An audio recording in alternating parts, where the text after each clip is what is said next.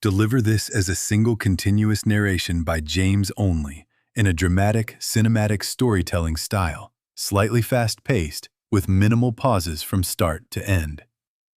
The first children died on the moon before anyone in the Galactic Assembly finished laughing. It happened while Earth's ambassador was still standing at the center of the chamber, while senators from 100 old civilizations smirked at her warning, while the Dominion delegates whispered to one another that humanity was dramatic, sentimental, provincial. Then the emergency feed broke across every wall in the hall. Tranquility habitat, smoke in the corridors, gravity failing. Teachers trying to drag bleeding children through a ruptured school dome as warning sirens drowned beneath decompression alarms. Outside the shattered glass, the stars were gone behind the dark hull of a Dominion cruiser. No one laughed after that. For 63 years, Earth had been the youngest voting member of the Orion Compact, admitted late, watched closely, and patronized constantly. Humanity had arrived with fast hands, stubborn diplomacy, and a home system that looked almost quaint beside the sprawling star empires. No glittering ring worlds, no thousand-year fleets drifting like steel continents between suns, no tribute worlds, no sacred crusader legions, just one loud blue planet, one scarred gray moon, a handful of stations, a disciplined navy that rarely left its own neighborhood, and a habit of saying no with unnerving calm. The old powers had decided what that meant. It meant Earth was timid.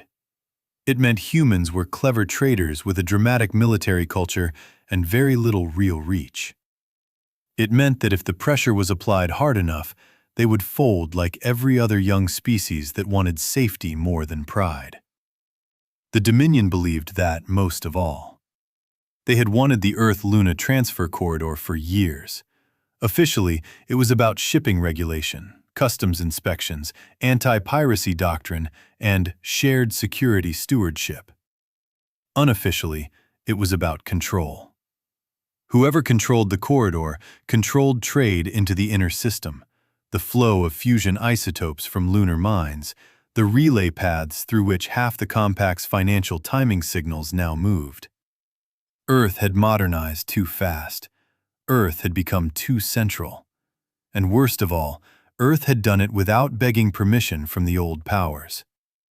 So the Dominion sent an ultimatum, wrapped in polite language and escorted by warships.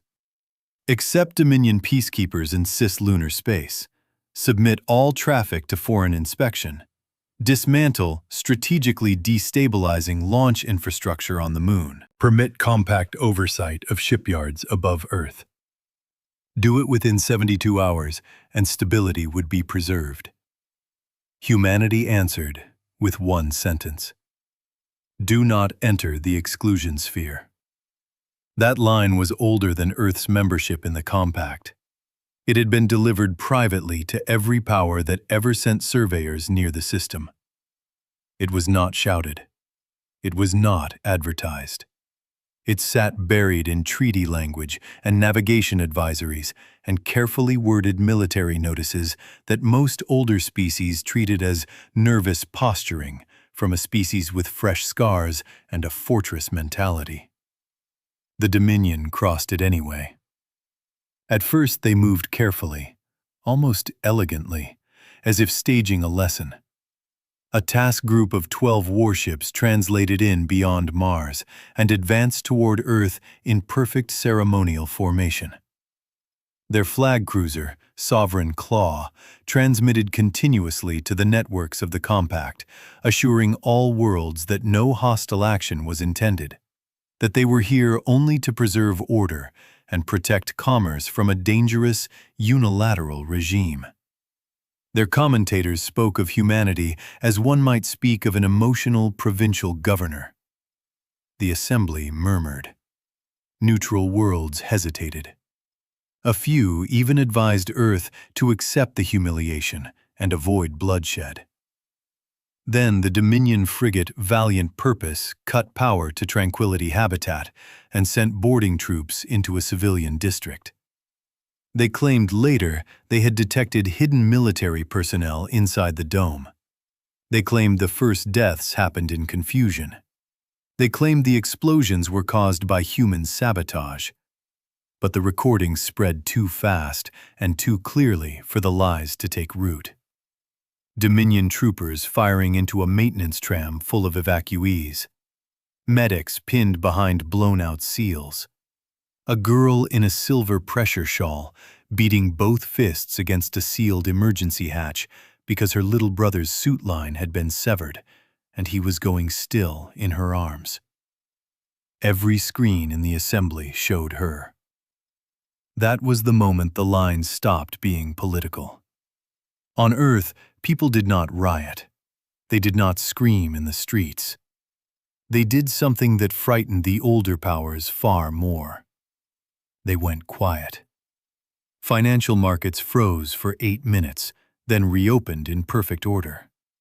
Civilian traffic fell into assigned lanes without a single public panic stampede. Orbital elevators locked down. Hospitals cleared trauma decks.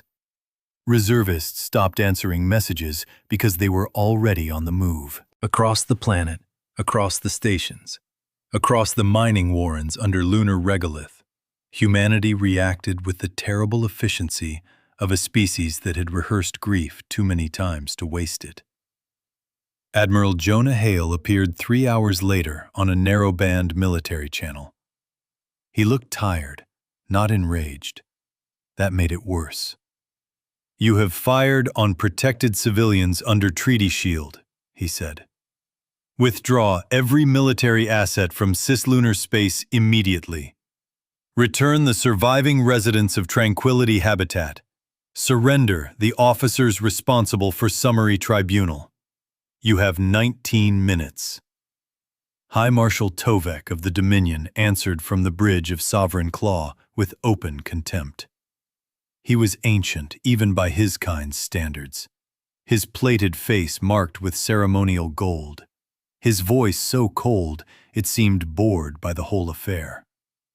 "Young Admiral," he said, "if Earth possessed the means to compel us, you would have used them already." He cut the channel before Hale replied. Then the Dominion moved deeper. Their cruisers spread across the Earth-Moon lane. Boarding teams seized 2 ore haulers and a hospital transport lifting casualties from Tranquility.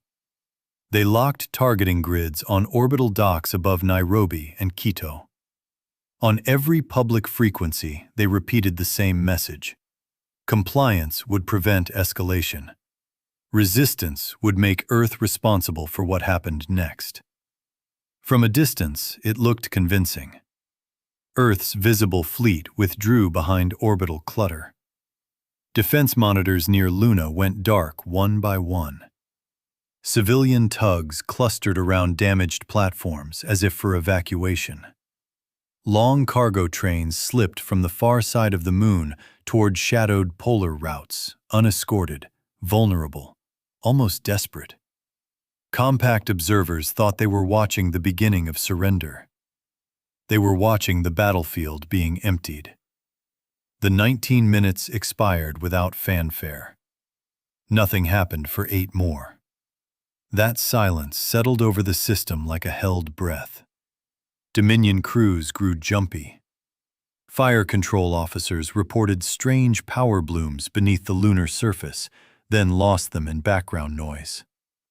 Sensor specialists complained of interference spilling off mining complexes that should have been too primitive to matter.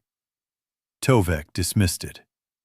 Humanity, he told his bridge, was flooding the zone with panic signals and decoys while preparing to kneel. On the far side of the Moon, under kilometers of rock and centuries of crater shadow, doors older than the compact began to open. The first cannon was not visible when it fired. There was no grand unveiling, no dramatic rise of a turret through dust, just a tremor under Tycho's fractured rim, a white lance tearing across vacuum. And then the aft half of Valiant Purpose ceased to exist. For one impossible second, the frigate kept flying, its bow still holding formation around an engine section that had become a cloud of incandescent metal. Then atmosphere, fuel, bodies, and shrapnel blossomed outward in a silent sphere bright enough to paint the moon in blue. Before the Dominion command net understood what it had seen, the second shot came from Shackleton's dark. Then a third from beneath Mare Imbrium.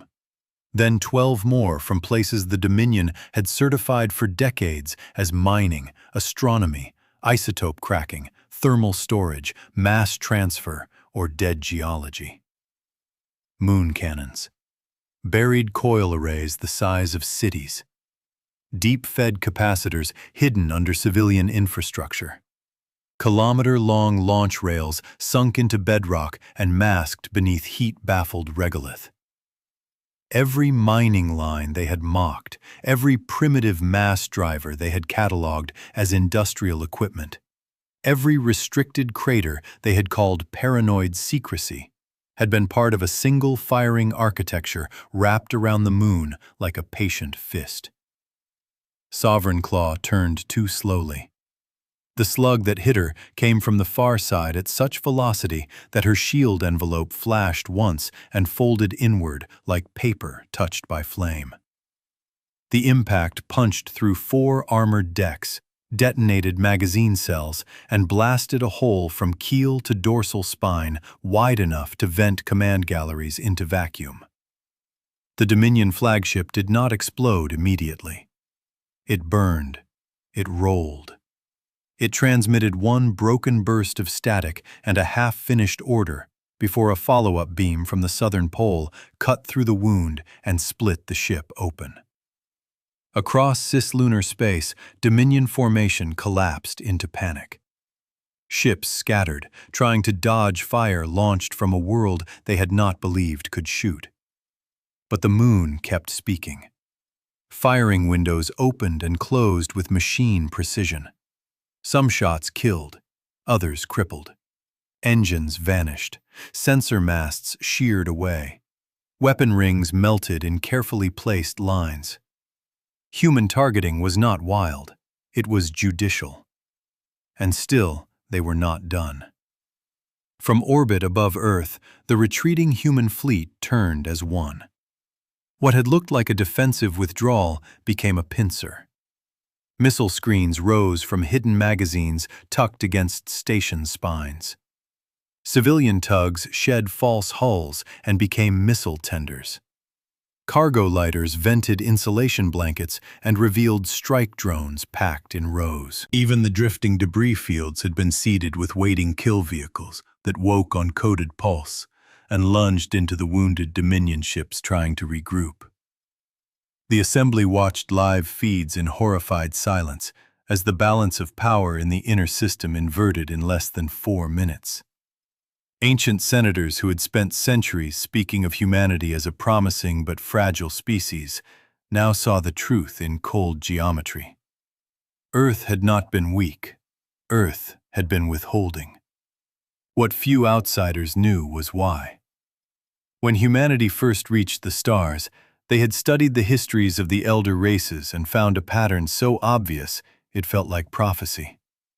Young civilizations did not lose their first wars because they lacked courage. They lost because they displayed everything they had the moment they built it. Fleets paraded. Weapons were tested in public. Defenses became pride, and pride became intelligence for the enemy. Humans decided, almost immediately, that if they were ever forced to defend their home, the galaxy would get exactly one chance to find out what had been hidden there. So they hid almost all of it. They let other powers inspect orbit while the real work went underground. They let commerce maps show ore routes while military planners mapped fire corridors through crater shadow. They let foreigners laugh at the moon because the laughter was useful. Every insult bought another year. Every dismissal bought another layer of armor, another cooling shaft, another buried capacitor nest. The moon that poets had once called barren had become the most heavily armed body in human space, and not one of the old empires had understood what they were seeing.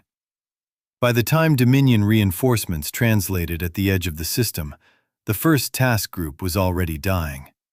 But that only made the next mistake bigger. The Dominion did not retreat. Empires that old rarely know how. Instead, the War Mantle convened an emergency war session and declared Earth in rebellion against lawful compact order. They sent a punishment fleet, not because it was wise, but because backing down after such a public humiliation would crack their authority across half their tributaries. 47 capital ships, carrier screens, siege tenders, marine barges. Enough firepower to sterilize colonies. Enough arrogance to believe mass could solve what ignorance had created. Humanity answered by opening every recording from Tranquility Habitat to the public and transmitting the names of the dead in 12 major trade languages. Then Admiral Hale sent a second message. You may still withdraw. Escape corridors are marked. Medical aid will be offered to ships that power down and jettison strike control. War crimes officers must be surrendered. Any vessel advancing past the exclusion sphere will be engaged. No threats, no chest beating, just terms. The Dominion fleet crossed the sphere anyway, with the kind of grim pride that kills civilizations. This time, the moon did not open fire immediately. That unsettled everyone more than the first barrage had. Dominion scouts probed forward, expecting the old kill box. Instead, they found empty lanes, scattered mines, drifting wreckage, and human patrol groups falling back in apparent disorder. A few Dominion captains began to hope. Perhaps the hidden cannons had exhausted their charges. Perhaps Earth had spent its surprise. Then their drives began to fail. Not all at once. One battleship lost vector control and yawed broadside. Another reported containment fluctuations in 2 reactor bells. A carrier's targeting lattice desynchronized by milliseconds that turned its firing solutions useless. The failures cascaded through the lead elements, random enough to look mechanical, patterned enough to be deliberate. What the Dominion finally realized, too late, was that every wreck left from the first battle had been positioned by human tugs into a drifting shell around the approach vector. Inside the debris waited hundreds of tiny relay emitters, almost impossible to notice among the dead metal, all tuned to produce violent interference in the Dominion's own engine harmonics. Humans had studied captured drive signatures for decades. They had built an ambush out of physics and patience. The punishment fleet tried to fall back, but by then the moon fired again. Not in a broad storm this time, in sequence. A beam from Plato Crater stitched across the engines of the lead dreadnought and left it dead in space.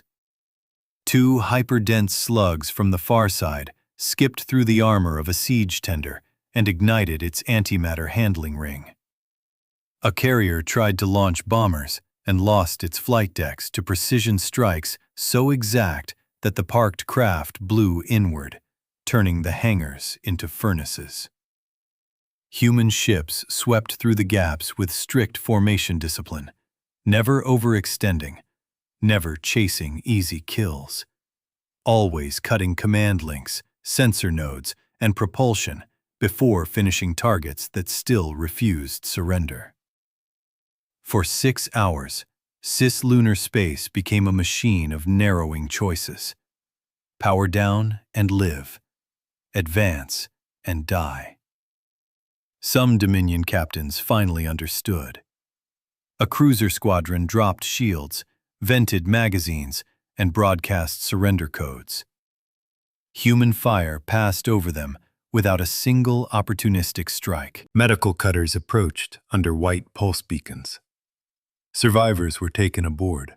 Wounds were treated. Transmissions of compliance were relayed exactly as promised. Other captains kept pushing. Those ships vanished, one by one. The fiercest fighting came near the wounded shell of Sovereign Claw, where the Dominion had anchored a hard point of Marines and surviving command staff inside the drifting wreckage. They still held the hospital transport they had seized from Tranquility, using it as a shield because even in defeat, they believed humans would hesitate to risk their own civilians. They were right about the hesitation, wrong about everything after it. No moon cannon fired. Instead, a formation of unmarked human corvettes slid through the wreck field with drives so cold they looked like fragments until they were already there. Their hulls carried no heroic insignia, just matte black plating and the old Earth-Luna rescue crest painted near the airlocks. They latched to the broken Dominion sections, cut in through maintenance veins, and sent boarding teams in silence. The recordings from that assault became required study in half the galaxy within a decade. Not because humans were savage, because they were controlled. They moved room by room through torn corridors, spinning between vacuum and emergency gravity. They shot only what resisted. They sealed ruptures behind them so trapped civilians would not be lost to decompression. They dragged wounded Dominion Marines out of fire paths when those Marines were no longer a threat. And when they reached the compartment where the children of Tranquility were being held, under armed guard beside their dead teachers, something in the tempo of the assault changed. Not into chaos, into something colder. The guards fired first. None of them lived long enough to fire twice. A little boy, helmet too large for his head, was carried out through smoke by a human Marine whose visor had been cracked nearly opaque from spall.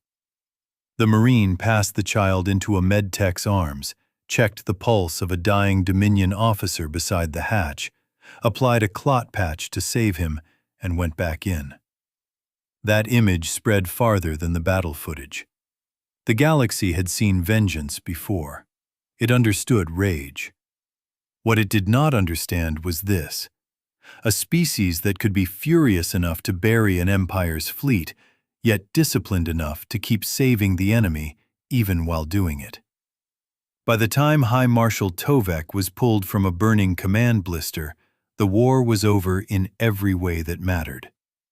One leg severed, one arm gone, faceplate blackened. Still trying to issue orders to ships that were either drifting, surrendering, or already molten debris around him. He demanded the right of rank, demanded audience, demanded terms.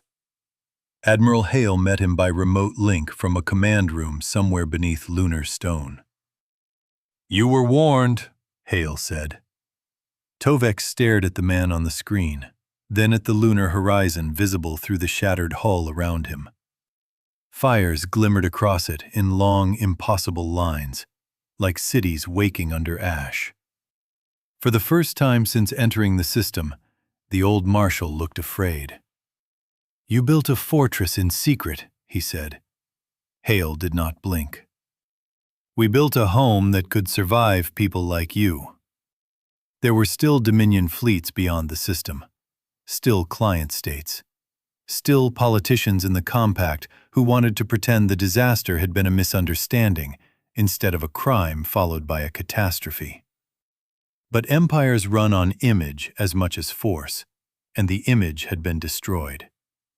Every neutral world had seen the massacre at Tranquility. Every navy had seen the moon's firing lattice tear apart a superior force. Every diplomat had heard Earth offer surrender twice and honor it each time.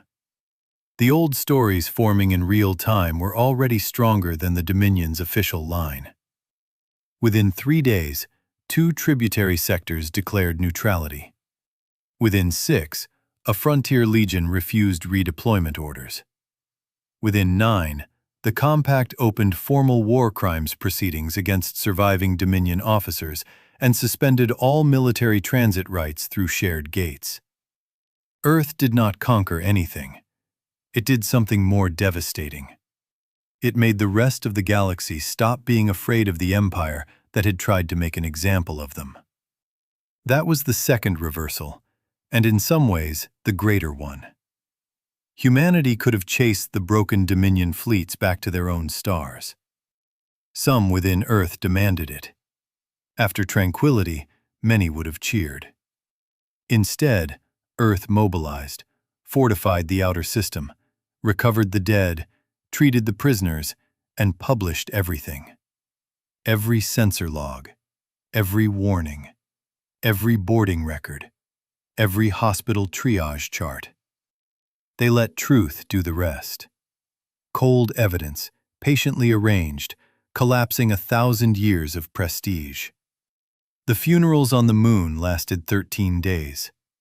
No foreign delegation was barred from attending, though some did not dare come.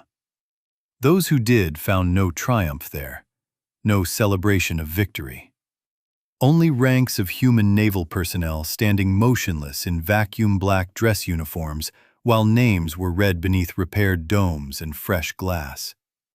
The little girl from the assembly recording stood with a sealed bouquet at Memorial Corridor 7 and did not cry when the cameras found her. She simply looked up through the restored dome at Earth hanging blue and whole above the horizon. When she placed the flowers beneath her brother's name, half the galaxy looked away in shame. After that, policy changed everywhere. Powers that had once talked about shared custodianship of the Sol system began referring to it as sovereign red space. Military academies rewrote their strategic models around cislunar denial zones. Sensor analysts were retrained not to dismiss industrial signatures on frontier worlds. Ambassadors learned to take human warnings literally, especially when they were delivered quietly. And in back channels across every major capital, one phrase kept returning, spoken with the caution usually reserved for natural disasters. Do not force Earth to fight at home. Years later, survivors from the Dominion would still speak of the first shot from Tycho in almost religious tones. Not just because it destroyed a ship, because it destroyed an assumption. The assumption that youth meant weakness, that restraint meant fear, that a species which built schools and observatories on its moon could not also turn that moon into judgment. Earth had always seemed strangely sentimental to the galaxy, protective of civilians, fixated on memorials, unwilling to abandon the places where its people lived.